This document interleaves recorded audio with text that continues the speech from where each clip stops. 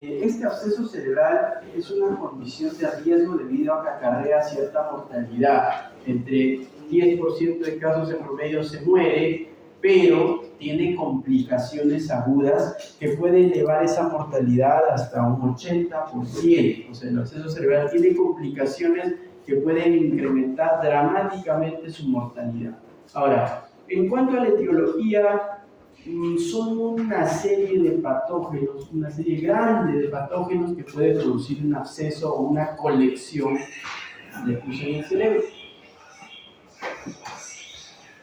Y básicamente eso va a depender de si el paciente tiene o no tiene alguna condición predisponente. ¿Ya? Entonces, miren, por ejemplo, solo por citar un par de ejemplos, en pacientes con HIV, que ustedes detecten la presencia de una masa intracraneal de aspecto infeccioso, lo más probable es que se trate de un absceso por Toxoplasma gondii, ¿no? Es lo más probable. Otro, si tiene un paciente que tiene una otitis media o una mastoiditis y por contigüidad encuentra una masa cerebelosa o temporal ipsilateral a la lesión, lo más probable es que sea un absceso, pero el germen va a ser de estreptococo, ¿ya? Entonces, va a depender mucho de la condición predisponente. Ahora, obviamente que dentro de todo siempre va a haber algunos que son más frecuentes. Entonces, esta es una figura que intenta representar en distintas regiones del mundo cuáles eran los patógenos más frecuentes aislados de un absceso cerebral. Y pueden ver que son las especies de estreptococo y estafilococo los que gobiernan o digamos que siempre están arriba en todas las zonas geográficas, ¿ya? ¿Y por qué menciono esto? Porque en realidad, cuando ustedes sacan una muestra purulenta del absceso, porque todo absceso diagnosticado necesariamente debería ser drenado, no es que aparezca un solo patógeno en la colección purulenta. Normalmente el contenido es polimicrobiano. Pregunta de examen, de UNAM, de salud, de todo lo que ustedes quieran. Normalmente el absceso cerebral es de etiología A, estreptococo, B, estafilococo, C, toxoplasma, D, polimicrobiano, esa es la clave, pues, ¿no? Polimicrobiano, porque lo que se suele cultivar suele ser un montón de patógenos, ¿ya? Muy bien, ahora, en cuanto a su fisiopatología, entonces, como un absceso cerebral es una colección de pus dentro del parénquimo del tejido cerebral, tiene que haber llegado de alguna forma el agente patógeno, ¿no? ¿Y cómo puede llegar? Puede llegar en el 30% de los casos por una diseminación hematógena, o sea, vía sanguínea. En un 55 a 60% de casos puede llegar por contigüidad, o sea, una infección, usualmente pues del cráneo, cercana al cerebro o al encéfalo. Y luego, en un 5 a 10% de casos, es por inoculación directa, como por ejemplo, tras una cirugía o tras un accidente con fractura craneal, por ejemplo, ¿ya? Entonces, tenemos aquí las tres modalidades, ¿no? Una diseminación hematógena, que por ejemplo en New England la representa como un émbolo séptico proveniente de una endocarditis, es una posibilidad, ¿no? El paciente con endocarditis infecciosa manda un émbolo séptico que se aloja en una rama de la cerebral media y comienza la infección. Tenemos acá una diseminación directa por contigüidad tras una craniotomía. De repente el paciente tuvo una hemorragia intracraneal extensa. Para salvarle la vida le tuvieron que hacer una hemicraniectomía descompresiva, o sea, sacarle parte del cráneo para que de esa forma se alivie la presión intracraneal, pero en la cirugía el material estuvo contaminado o qué sé yo, se metió una bacteria o varias bacterias y provocaron un absceso. Y la tercera es la diseminación por contigüidad, que suelen ocurrir en pacientes con problemas de otitis media crónica, otomastoiditis, mastoiditis o abscesos dentales, que por contigüidad y por destrucción ósea ingresa por el patógeno y genera una colección de pus. No se olviden de estas formas, por favor. Ahora, ¿dónde se localizan? Como ya les he comentado, depende mucho de la causa o de la forma como se adquiere para ver dónde se ubican, ¿no? Aquellas que son secundarias a problemas ópticos suelen ubicarse, el absceso suele ubicarse a nivel de los lóbulos temporales y a nivel del cerebelo, obviamente por cercanía, ¿no? Aquellas que son secundarias a problemas dentales suelen ubicarse a nivel del lóbulo frontal.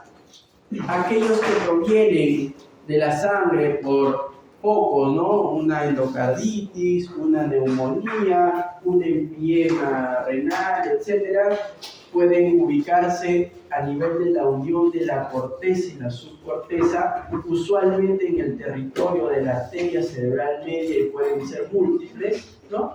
Teniendo como predisposición principal el tener las cardiopatías congénitas cianóticas, ¿ya? Muy bien. Ahora, ¿cuáles son los estadios histopatológicos de un absceso cerebral? Hay 4 estadios: cerebritis temprana y tardía, capsular temprana y tardía. Estos son los cambios histológicos que se presentan, pero aquí lo que se suele preguntar son los días, ¿no? Y son también preguntas repetitivas. Ustedes que habrán banqueado ya saben que preguntan esto de los días. Entonces, una cerebritis temprana es el día 1 al día 3, donde solamente hay una respuesta inflamatoria. Y los estudios de imágenes, la verdad, suelen casi no mostrar nada.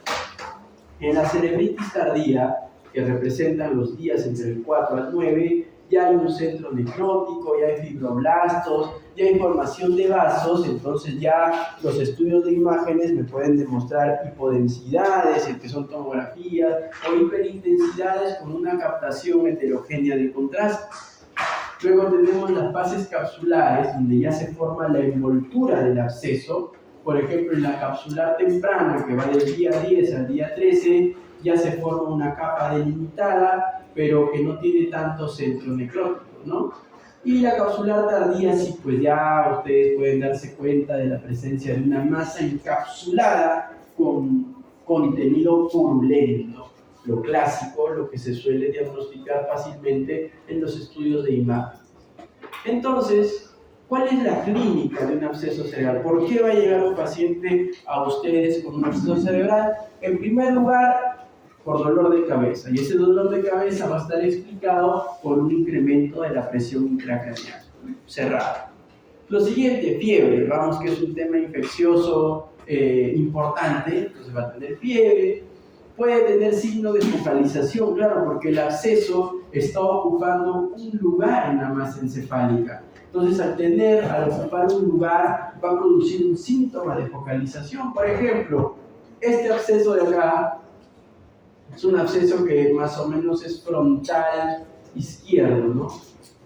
Pregunta del examen, me parece muy parecida, ¿no? Obviamente este paciente lo que va a tener es una debilidad que primordialmente va a afectar a la pierna izquierda. Fue pregunta de examen y todavía creo que la secretaria me escribió: doctor, hay 2 claves. Digo, ¿2 claves dónde? Lo revisé, no, acá no hay 2 claves, la clave es una, es única, es sencilla. El paciente tenía una debilidad localizada en la parte pleural o el miembro inferior contralateral. Esa era la clave en esa pregunta. ¿Ya? Había otra que decía, creo, que corresponde a la motoneurona inferior, y esa creo que querían marcar como otra clave. No, imposible. Ninguna vez una lesión de una motoneurona inferior te va a dar la debilidad de toda una extremidad. Pues esa es una en 14 millones, ¿no? Como el Doctor Strange, no sean malos. ¿Ya? Entonces, por favor. Muy bien. Luego van a tener alteración del estado del nivel de la conciencia, crisis epilépticas, síndrome meningio en los casos, por ejemplo, en el que el absceso se complique con una invasión intraventricular, y pueden tener inclusive compromiso de nervios craneales, ya sea por la hipertensión endocraneana o ya sea por la localización de la lesión. Si es que la lesión está en el mesencéfalo, en la protuberancia o en el bulbo, va a haber un nervio craneal comprometido seguramente. Diagnóstico. Primero la sospecha clínica, ¿no? La sospecha clínica de los síntomas y los antecedentes, pues, ¿no? Paciente que tenía otorrea, dolor óptico crónico, diagnóstico previo de una otitis media y que debuta con convulsiones y fiebre, vamos que es bastante probable de que haya hecho un absceso cerebral, ¿no? O paciente que tras una caída contra el pavimento y fractura craneal le dan de alta y a los días comienza a hacer fiebre altísima, dolor de cabeza, vamos que podría haber hecho un absceso cerebral también, ¿ya? Luego le piden exámenes, ¿no? Que van a encontrar leucocitosis, la proteína C reactiva elevada, pero lo primordial pues son hacerle imágenes cerebrales, eso es lo primordial. ¿Y qué es lo que vamos a encontrar en las imágenes? Bueno, sé que no se ve bien por el tema de la luz, pero lo primero que van a ver en la tomografía casi sin contraste es la presencia de una masa de bordes hiperdensos y de contenido hipodenso típico de un estadio capsular tardío, ¿ya? Entonces ahí está. ¿Qué puede ser esto? Un absceso. ¿Qué puede ser esto? Un tumor. ¿Qué puede ser esto? Un cisticerco gigante, un cistidatídico, pero de ahí otras cosas difíciles, ¿ah? Entonces las probabilidades son bastante, no son muchas, ¿no? Se pueden contar con los dedos de la mano, ¿ya? Entonces aquí, perfecto. ¿Qué más hago? Yo pues tengo que administrarle contraste. Recuerden que el contraste es una sustancia que normalmente se... ¿Sí? Perfecto. Entonces el contraste es una sustancia que normalmente se va a adherir a la pared del absceso. Entonces miren, en una tomografía sin contraste, ya ustedes lo ven en el PDF porque se ve mejor, acá no se ve tan bien, pueden evidenciar, ¿no?, la presencia de una lesión media circular, de bordes hiperdensos y de contenido hipodenso, que tiene un halo, o sea, alrededor está hipodenso, es el edema. La lesión es la que está allí. Lo oscuro que estoy señalando con el puntero láser es el edema perilesional, la inflamación perilesional. Pero cuando le ponen contraste, miren qué bien se pinta, ¿no? Los bordes están hiperdensos, el contenido es hipodenso, muy sugestivo de un absceso cerebral. Digo muy sugestivo porque no es diagnóstico. Bueno, si ustedes lo unen con fiebre, con un antecedente, ahí sí ya es casi diagnóstico, ¿no? Tenemos acá una tomografía igual con contraste, la presencia de una masa captadora de contraste en anillo, de contenido hipodenso, y tenemos acá una resonancia. Uno de los criterios por resonancia que apoya que esta lesión sea un absceso es que, en primer lugar, hay un nivel, ¿no? Hay un nivel como que de aquí, de esta línea hacia abajo, es pus, porque el paciente está echado, y como el pus es líquido, tiende a caer también. Entonces se forma una línea o un nivel, como los niveles hidroaéreos que ustedes han visto, ¿no? Se forma un nivel. En segundo lugar, en este protocolo llamado T2, la lesión hiperintensa está rodeada de un halo oscuro, o sea, de un halo hipointenso. Repito, en el T2, la lesión, el absceso, que es esto de aquí que estoy señalando con el puntero láser, que se ve hiperintenso, está rodeado de un halo hipointenso. Y ese halo hipointenso lo que representa es la cápsula. Usualmente los tumores, que son el diagnóstico diferencial, no tienen por qué tener ese halo hipointenso, porque un tumor no tiene una cápsula como la tiene el absceso, ¿ya? Lo que está por fuera, blanco, es el edema perilesional. Miren, ¿no?, cómo esta lesión está comprometiendo el ventrículo lateral del mismo lado y está empujando la línea media hacia el otro lado, ¿no? El paciente tiene un marcado incremento de la presión intracraneal. Siguiente, ¿no? Vemos acá nuevamente una resonancia en protocolo T2. ¿Por qué sé que es T2? Porque el contenido o mejor dicho, el líquido cefalorraquídeo es blanco, brillante, como lo dijimos en la clase respectiva. Tengo acá el absceso y tengo el halo hipointenso, que es la cápsula, muy sugestivo de un absceso cerebral. Y tengo acá un protocolo T1 con contraste para que vean cómo el absceso capta el contraste de forma periférica en anillo. Así está. Muy bien. Ahora, doctor, pero hay varias lesiones que pueden tener ese patrón, que pueden ser unas masas circulares que captan contraste en anillo. Una forma de diferenciar es el T2. ¿Pero qué más? Entonces miren acá, este es una metástasis, este es un absceso y este es un tumor primario. O sea, un tumor secundario, un tumor primario y un absceso. A simple vista son igualitos, ¿no? ¿Cómo los vas a diferenciar? Digamos que las imágenes pueden ayudarte a diferenciar, ¿no?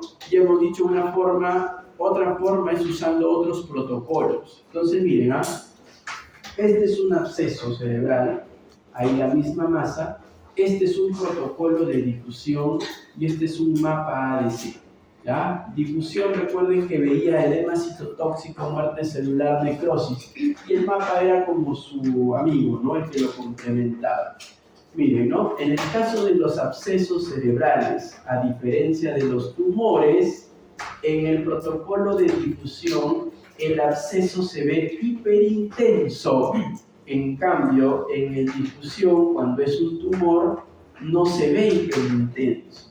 Entonces, repito, los abscesos en el protocolo de difusión son hiperintensos. En cambio, las lesiones tumorales en el protocolo de difusión suelen ser hipointensos. Entonces, si ustedes juntan un halo hipointenso en el protocolo T2, más que esa lesión sea hiperintensa en el protocolo de difusión, pues con mucha certeza están hablando de un absceso cerebral. ¿Tá? Ahora, también hay otros métodos, como comentamos también en la clase de imágenes. A veces podemos utilizar la espectroscopía por resonancia, que es una especie de biopsia. Entonces, pueden ver ustedes que en esta espectroscopía, cuando se pone el voxel a nivel de la lesión, les va a pintar un patrón de las partículas por millón. Entonces pueden ver que el voxel apuntando allí obtiene un marcado pico de lactatos, lo que es muy sugestivo también de una lesión infecciosa. Entonces, si ustedes unen todos esos, cada vez la probabilidad de que sea un absceso es mayor. Y obviamente ya con esto ustedes pueden tomar decisiones, ¿no? Muy bien, ¿cuál es la decisión que se debe tomar? Entrar. Siempre hay una premisa en medicina, que ya la deben haber escuchado, que me la enseñaron a mí, que se le van a enseñar a ustedes, a sus alumnos, de que cuando ustedes diagnostiquen un absceso, o sea, una colección purulenta, sea donde sea que esté, tiene que ser drenada. Pues así le salga acá por toda la uña un absceso, pues tienen que drenarlo, ¿no? Porque el medicamento muchas veces no tiene una adecuada concentración o penetración en la lesión porque hay una cápsula. Entonces, parte del manejo del absceso cerebral es entrar y aspirar el contenido. Se puede entrar por cirugía abierta, pero tengan cuidado porque van a provocar un poco de daño. En cambio, lo que se suele hacer ahora es entrar por estereotaxia, ¿no? Como si fuera una biopsia, para generar el menor daño posible al tejido sano, aspirar el contenido purulento, y eso tiene dos beneficios. En primer lugar, están drenando el absceso, y en segundo lugar, les permite pues cultivar el contenido purulento para saber qué patógeno está ahí o qué patógenos y a qué antibióticos van a ser sensibles. Entonces tienen dos ventajas, ¿ya? Y luego, el tratamiento quirúrgico tiene que ser complementado con tratamiento médico. Y aquí sí, como les he comentado, que es mucho más difícil encontrar un solo patógeno, el tratamiento suele ser empírico durante varios días, ¿no? Y el tratamiento empírico estándar va a incluir ceftriaxona junto a metronidazol. Pero miren lo que dice acá, añadir vancomicina si se sospecha de estafilococo. Pero habíamos dicho que el estafilococo casi está en todos, pues, ¿no? Entonces ese es como que para que pisen el palito, ¿no? O sea, te invita la guía a usar estafilococo, solo si sospechas, te dice, ¿no? Por si acaso.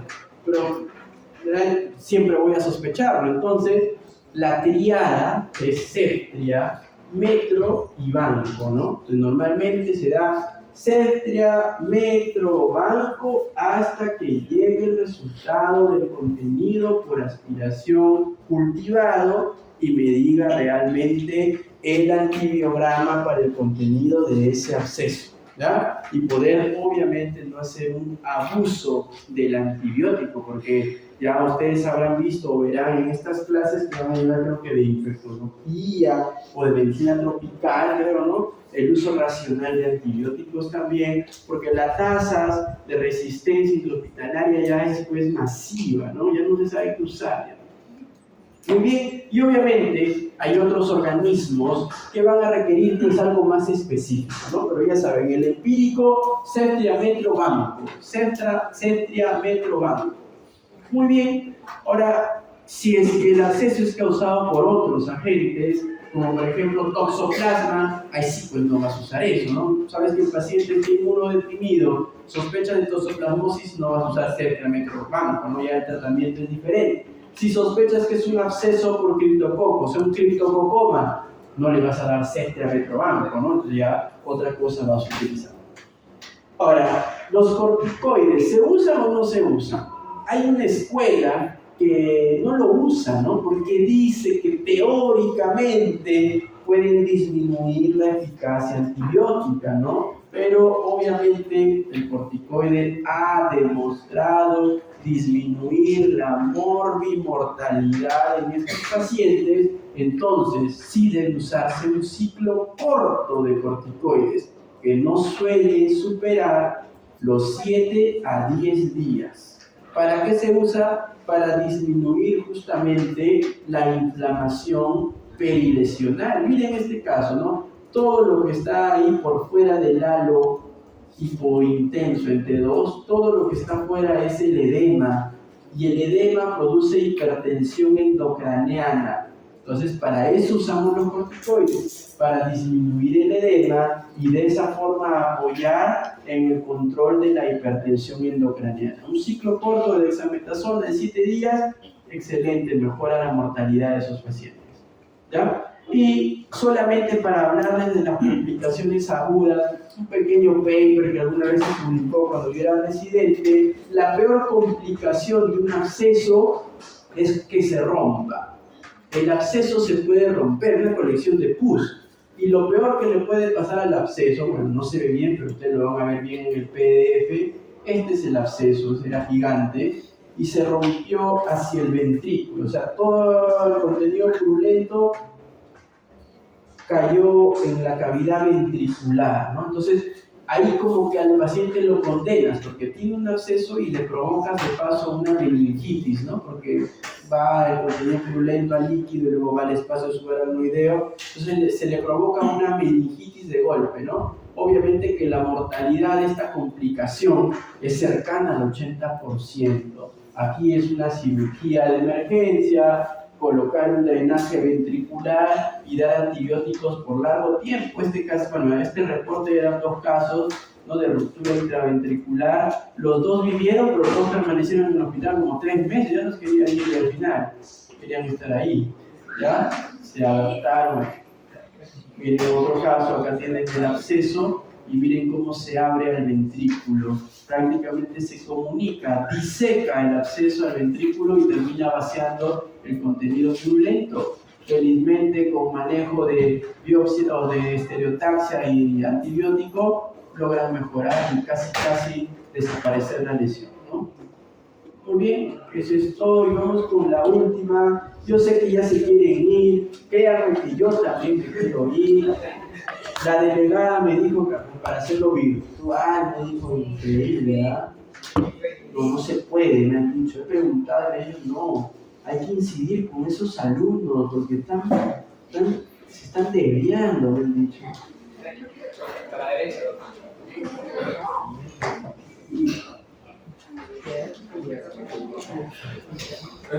¿Verdad?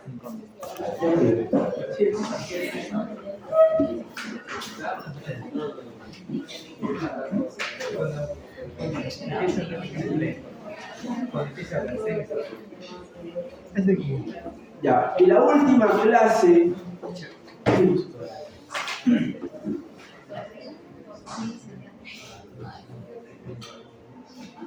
sería lo ideal, pero en realidad eso es muy duro.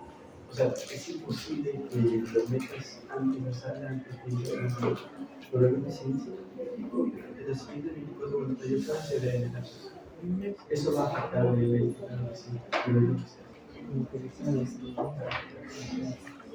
No tiene contenido, porque es la actividad que puede hacer las ideas puedes administrar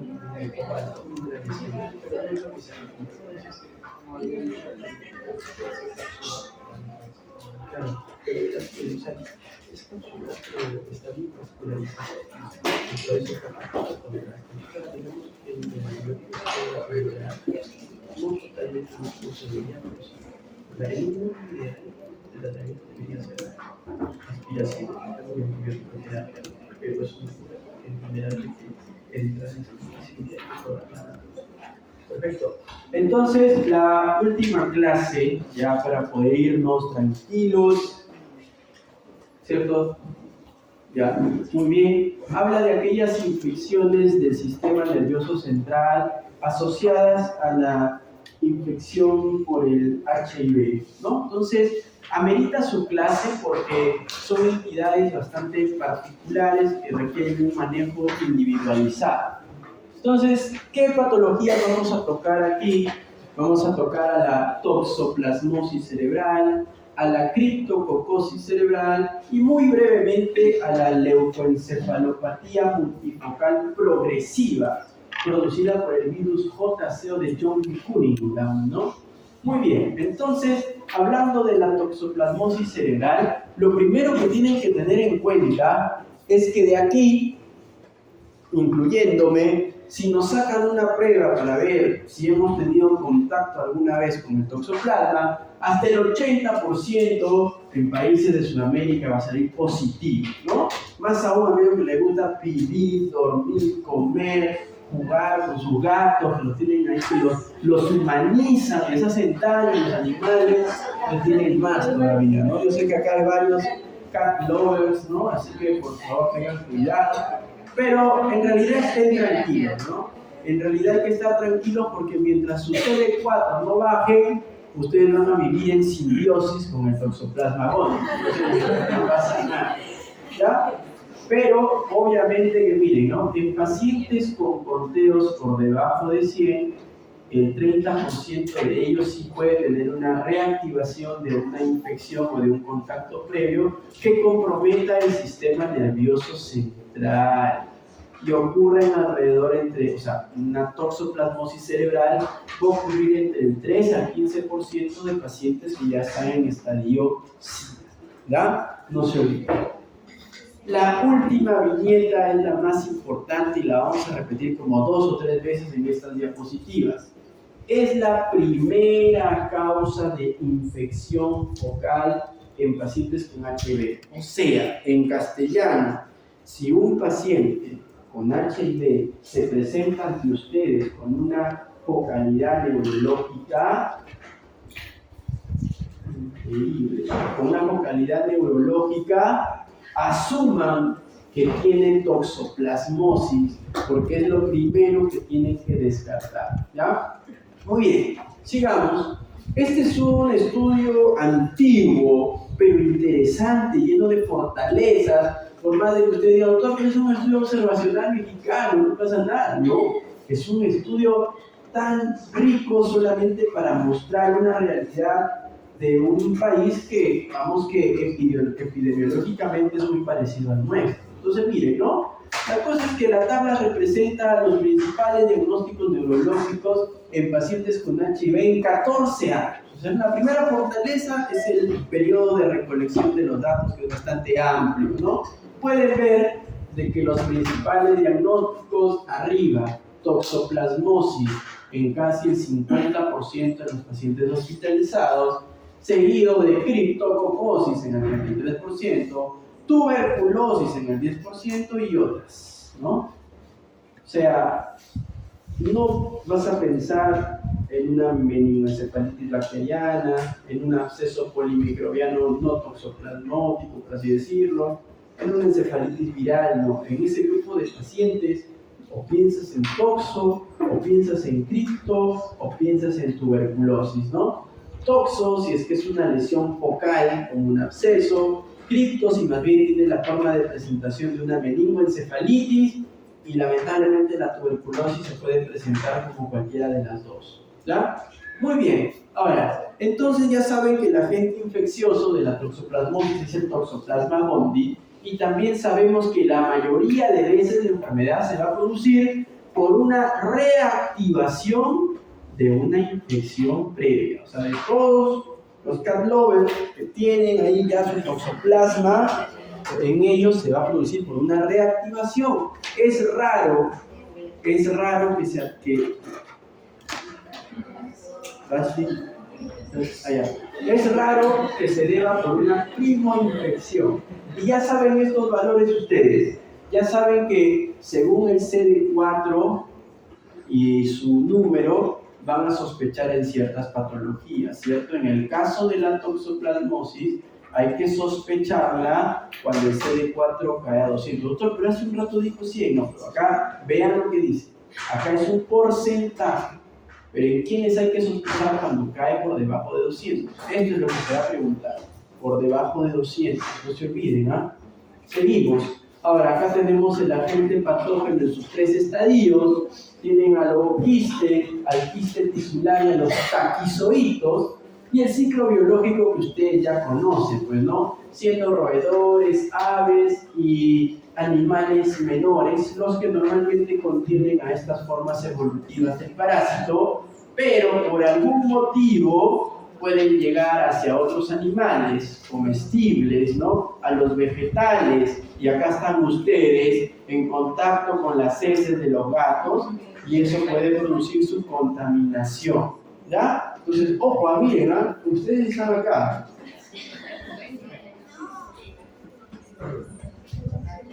¿Sí? Ya. Perfecto. Muy bien. En cuanto a la presentación clínica, recuerden que la primoinfección, o sea, la adquisición de dicho parásito suele ser asintomática, ¿no? Y solamente un porcentaje menor hace sus linfadenopatías con fiebre y un cuadro pseudogripal. Eso es lo normal. Ahora, el tema es cuando ya abarca el compromiso cerebral, ¿no? Que normalmente es en pacientes, ya saben, inmunodeprimidos, y se va a presentar como con trastorno de la conciencia, con crisis epilépticas, con hipertensión endocraniana, pero con mayor importancia, con síntomas de focalización neurológica. Repito, paciente inmunodeprimido con una debilidad, con un compromiso de un nervio craneal, con afasia o un trastorno del lenguaje, con disarte, con lo que sea, que implique una localización estructural cerebral, hay que sospechar en toxoplasmosis, no se olviden. Muy bien, ante la sospecha clínica, ya tengo mi paciente, ¿no? Inmunodeprimido más un síntoma de focalización, tengo que hacer estudios, pues, ¿no? Los estudios serológicos, el IgG y el IgM, en realidad no son muy útiles justo en este grupo de pacientes por su baja, digamos que, probabilidad de hacer estos anticuerpos, ¿no? Estos antígenos anticuerpos, ¿no? Entonces, no. Lo que se hace es un estudio de líquido cefalorraquídeo, donde se pide PCR para Toxoplasma gondii con una elevada sensibilidad y elevada especificidad. Por ejemplo, este es un estudio brasilero, no solamente lo coloco para que vean ustedes las altas tasas de sensibilidad y de especificidad que puede llegar casi al 100% cuando se hace un estudio de PCR de líquido cefalorraquídeo. que debería ser el gold estándar. ¿Se hace? No, no es lo que se hace con frecuencia, lamentablemente, pero el concepto que ustedes deben llevarse de aquí va a ser: ¿cuál es la prueba diagnóstica con mayor sensibilidad y especificidad para el diagnóstico de toxoplasmosis cerebral? El PCR para toxoplasma en el líquido cefalorraquídeo. No se olvide, ¿ah? No vayan a marcar resonancia. Ya. Entonces, luego tenemos a las imágenes. En las imágenes siempre el primer paso es una tomografía. ¿Y qué me va a mostrar la tomografía? Un absceso, pues. ¿Por qué? Porque ellos hacen abscesos, solo que el contenido ya no tiene estafilococo ni streptococo, sino que lo que tiene es toxoplasmas, pues, ¿no? Que están haciendo su nido ahí. Entonces, se ve en la tomografía sin contraste como una masa de contenido hipodenso con un halo levemente hiperdenso, que cuando le administras contraste, también capta el contraste negativo. ¿Por qué? Porque nuevamente les digo, es un absceso cerebral, solo que es un absceso de toxoplasma, ¿ya? Ahora, ¿qué características pueden identificar ustedes? Esta ya es una resonancia con contraste. En primer lugar, lo que deberían darse cuenta es que suelen ser lesiones múltiples. Raramente solo hay una. De 100% de pacientes, solo 27 van a tener una y 73 van a tener más de una. Entonces, una característica es que son lesiones múltiples. Miren acá, ¿no? 1, 2, 3, 4, por lo menos, ¿ah? Si nos vamos abajo o arriba hay muchas más. Miren acá, 1, 2, 3, 4, 5 lesiones ahí, ¿no? Que parecen, a mí parecen metástasis acá. ¿Cómo lo diferencio? Con el ALBERT2, con la difusión y con el estudio de espectroscopía, ¿ya? Muy bien. ¿Qué otra característica? Otra característica es que suelen comprometer los núcleos de la base. Entonces, si ustedes recuerdan su segundo año, núcleos de la base, núcleo caudado, putamen, globo pálido interno, globo pálido externo, núcleo subtalámico de Lewis, ¿no? Suelen ser las áreas que le gusta el toxoplasma, le gusta mucho esas áreas subcorticales y profundas de forma bilateral. Y luego, ¿se hace biopsia? No, usualmente no. ¿Cuándo se hace? Cuando es una lesión única, porque es raro que sea única. ¿Cuándo más? Cuando no hay respuesta al tratamiento empírico. ¿Por qué digo eso? Porque no se suele hacer PCR para toxoplasma. No se suele hacer no porque no haya, sino porque no está difundido el examen cuando debería ser lo primero. Entonces, en esos casos, se saca una biopsia y se ve al microscopio. Yo, la verdad, en toda mi vida, ya como neurólogo, solo he visto una sola biopsia, o sea, un solo paciente que haya requerido biopsia porque no respondía al tratamiento, ¿ya? Pero sí se confirmó que era un toxoplasma. ¿Cuál es el tratamiento? El de elección, el que dicen las guías internacionales: pirimetamina más sulfadiazina más ácido folínico.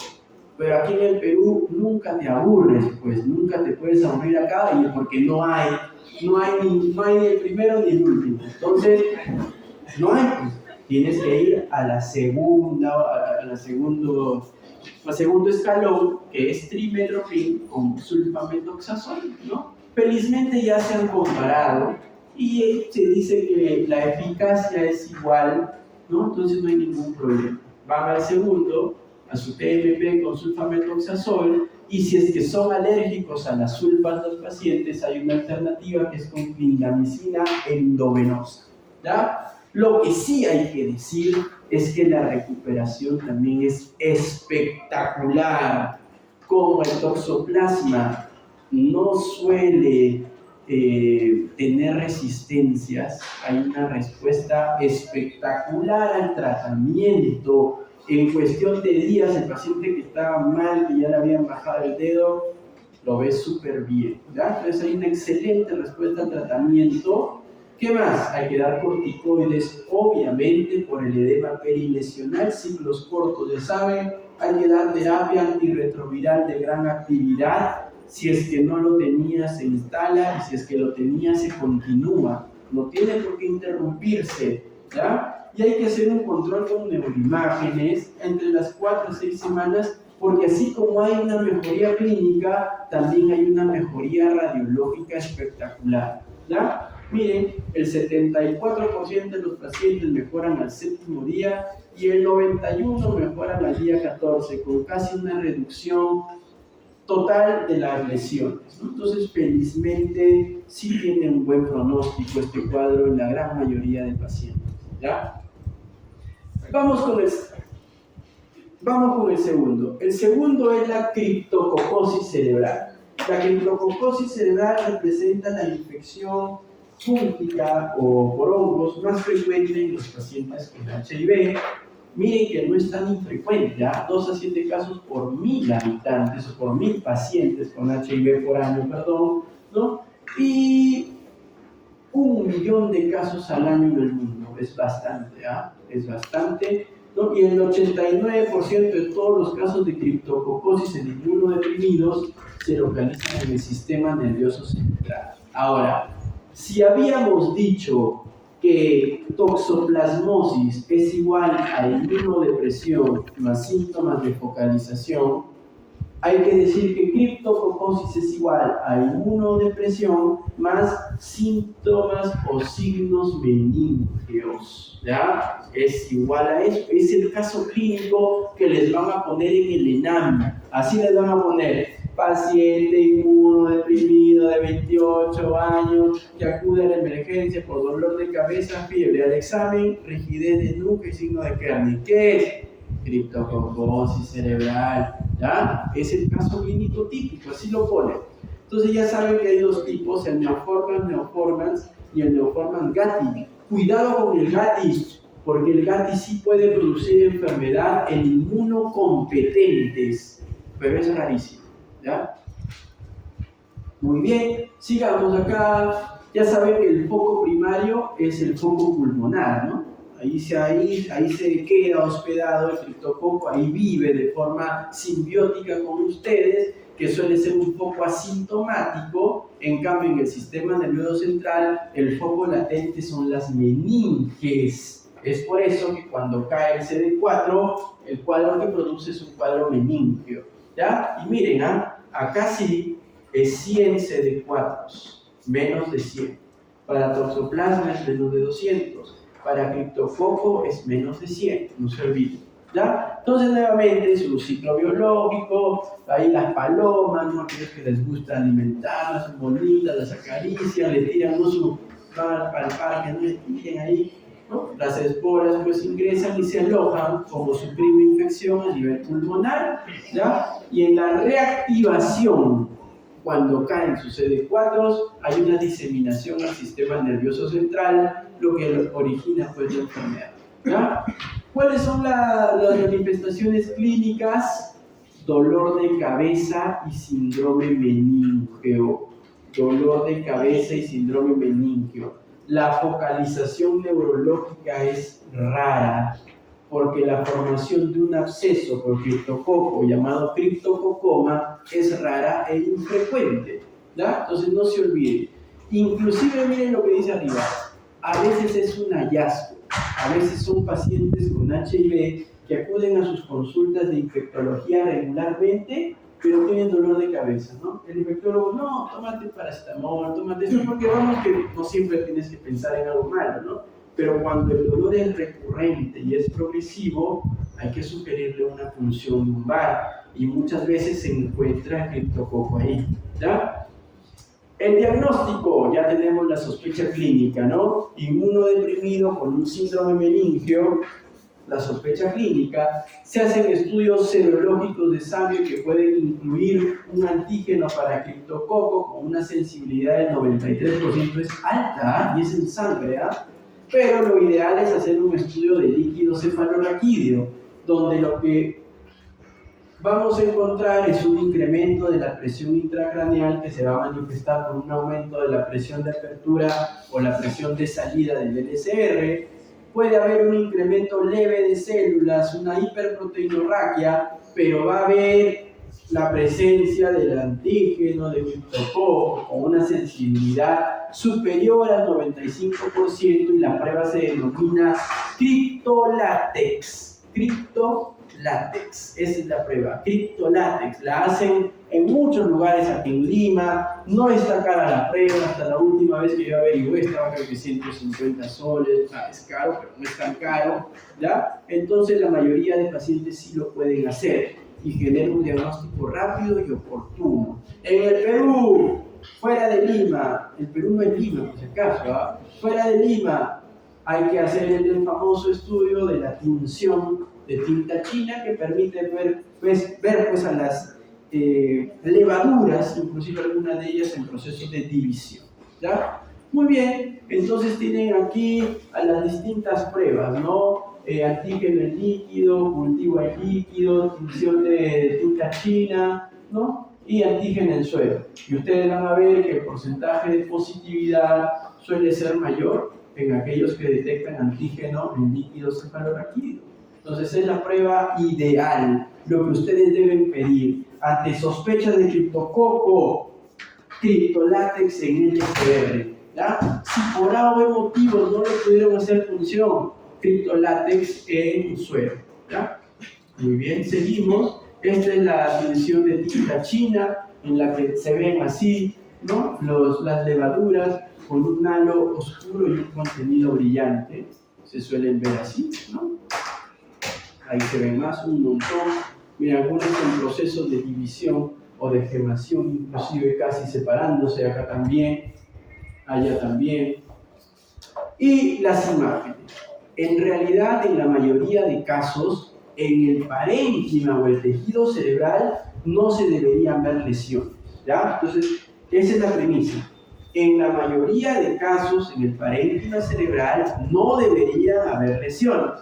¿Qué debería verse? Un realce meningio, ¿no? Un realce meningio, porque el problema está ahí, en la meninge. En algunos casos, sí puede haber compromiso intraparenquimal y ese compromiso intraparenquimal suele afectar a los núcleos de la base. Como que hay un T1, se ven ahí algunos criptococomas que son raros e infrecuentes, ¿ya? Ahí en el T2 también se ven los criptococomas afectando en este caso al núcleo lenticular. Y el tratamiento tiene 3 fases. Tiene una fase de inducción, de consolidación y de mantenimiento. La primera fase, la de inducción, es aquella en la que se usa ampotericina a una dosis de 0,7 a 1 por kilo por día. Lamentablemente esta fase es una fase muy dura para el paciente. La ampotericina es sumamente fuerte, es destructora. Muchas veces no aguantan la primera dosis los pacientes porque hacen vómito, dolor de cabeza, si soportan algunos días, hacen trastornos hidroelectrolíticos severos, hacen una anemia severa en días. Entonces la verdad es que sí, a diferencia de la toxoplasmosis, estos pacientes tienen un pronóstico muy reservado, más aún porque no toleran la medicación, ¿ya? Ahora, se suele administrar con flucitocina, pero aquí en el Perú no hay flucitocina. Eso es lo que hace más difícil todavía el tratamiento. Entonces, ¿por qué se reemplaza la flucitocina? Se suele reemplazar por fluconazol. Ahora, también las guías dicen que se puede dar, si no tolera el paciente anfotericina, se le puede dar fluconazol endovenoso. Aquí tampoco hay fluconazol endovenoso. Entonces, ya ven que ustedes se van a enfrentar a un reto, ¿no? Al reto de que cada vez estamos peor y que las herramientas para tratamiento son bastante limitadas. Entonces, acá el manejo incluye anfotericina B, ¿ya? Con fluconazol en vía oral, es lo que se suele dar, ¿ya? Si no hay anfotericina B, como ocurre en la mayoría de hospitales nivel 1 en el país, caballero, fluconazol vía oral, imagínense 1200 al día, cada pastilla viene de 150, imagínense, ¿no? Acá, ¿ya? Muy bien, y la de inducción suele durar 2 semanas. La de consolidación dura 8 semanas, ¿ya? como no hay fluconazol endovenoso, utilizamos fluconazol vía oral nosotros por 8 semanas. Ya saben, 2 semanas de anfotericina B, 8 semanas de fluconazol vía oral 1200 por día, y en la de mantenimiento ya fluconazol 200 miligramos al día, felizmente poco más de una pastilla, por un tiempo en realidad indefinido. No hay un criterio clínico, radiológico, para decir cuándo parar. Normalmente infectología dice cuando el líquido se negativice, ya puedes dejar de darle fluconazol. Pero en la práctica ni ellos mismos lo quitan, porque cuando siguen al paciente, sigue con fluconazol a pesar de que el líquido ya está negativo. Se da por un tiempo indefinido en realidad. Hay que iniciar obviamente la terapia antirretroviral de gran actividad, y acá sí, ojo, si la anfotericina lo destruye, imagínate anfotericina más esto, ¿no? La verdad es que ahí sí yo he observado también de que suelen diferir el inicio de la terapia antirretroviral por lo menos hasta que el paciente supere la etapa de inducción. Una vez que supera la etapa de inducción ya se ve una luz al final del túnel, porque sí mejora su pronóstico, ¿ya? Muy bien. Y las PN son frecuentes en este grupo de pacientes, ¿no? Ahí donde yo trabajo, tuve la oportunidad de hacer el residentado médico también, y hay una sala de infectología, y hay pacientes pues con criptococosis, ¿no? Prácticamente les llegas a hacer funciones lumbares diarias, ¿no? Prácticamente les llegas a hacer diarias, porque como tienen hipertensión endocraniana, es la función lumbar lo que les da un alivio sintomático. Tienes que hacer diario, hasta 2 veces al día. Si bien es cierto, agarras destreza, pero también como que te muñequea, ¿no? Entonces, cada rato, entonces hay que tener bastante cuidado, ¿ya? Muy bien. Y hay que valorar también la colocación de un dispositivo que pueda quizás ayudar al drenaje del líquido cefalorraquídeo en los casos que no respondan a la función lumbar repetitiva, ¿ya? Y la última patología, casi ya acabamos, es bastante corto, es la leucoencefalopatía multifocal progresiva, ¿ya? O LMP, que como ya les he dicho está causada por un virus que está mundialmente difundido, diseminado. Yo les apuesto que acá el 90% lo tiene, que es el virus JCO de John Hunter, ¿ya? Que solamente genera enfermedad en estados de inmunosupresión, cuando el conteo es menor a 200. ¿Ya? Entonces miren, 90% de seres humanos son seropositivos para el virus. Entonces acá casi todos. ¿Ya? La infección primaria es asintomática, ya saben el nivel de CD4. ¿Y cuál es la presentación clínica? Un deterioro cognitivo progresivo. La presentación clínica acá no es focalización, no es un síndrome meningio, es un deterioro cognitivo progresivo. Es por eso que su principal diagnóstico clínico diferencial es la demencia asociada al HIV, porque el HIV por sí mismo produce una demencia, la demencia asociada al HIV. Entonces, el paciente con HIV crónico llega ante ustedes, la queja es un deterioro cognitivo por parte del familiar, piensa, o es una demencia asociada al HIV, o puede ser una LMP. ¿Quién lo dirá? La imagen cerebral. Entonces, la sospecha está acompañada de una imagen, y en la imagen, normalmente, como su mismo nombre lo dice, leuco viene de blanco, y encefalopatía pues viene de encéfalo. Entonces se caracteriza por la presencia de múltiples lesiones hiperintensas a nivel de las áreas subcorticales de ambos hemisferios cerebrales. Entonces, esto lo van a ver mejor en el PDF, acá la luz. Este es un protocolo T2, y todas estas manchas blancas acá, todas las manchas blancas, estos no, estos son los ventrículos, ojo, las manchas blancas allá me refiero, son el compromiso subcortical de esta enfermedad. Y miren acá, ¿no? Este es un protocolo FLAIR, miren todas ahí las lesiones en sustancia blanca, allí. Y recuerden, hubo un pico hasta hace un tiempo todo iba bien hasta que se reconoció, se notificó por la CDC un aumento, ¿no? O sea, de la nada, que los pacientes normalmente, ya les he dicho, son pacientes inmunodeprimidos, de la nada hubo un pico en la cantidad de LMP diagnosticado. Entonces alguien se metió a ver, oye, ¿qué pasa? Y se pusieron o mejor dicho, observaron de que un grupo de pacientes jóvenes sin HIV comenzó a hacer esta enfermedad. Y dijeron, ¿qué tienen en común estos jóvenes? Tenían esclerosis múltiple y habían usado un medicamento que se llama natalizumab. Entonces comenzaron a hacer LMP por el uso de este inmunosupresor llamado natalizumab.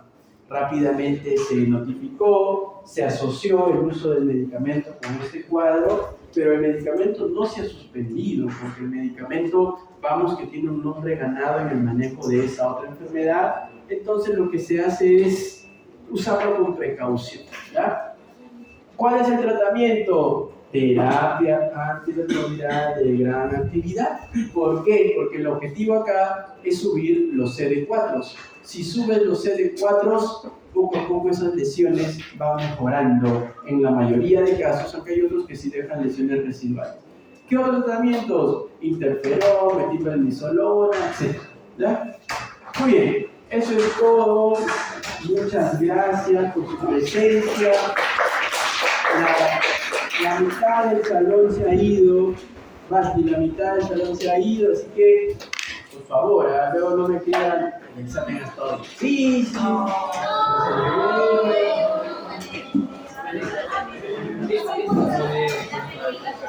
Vamos a tomar lista.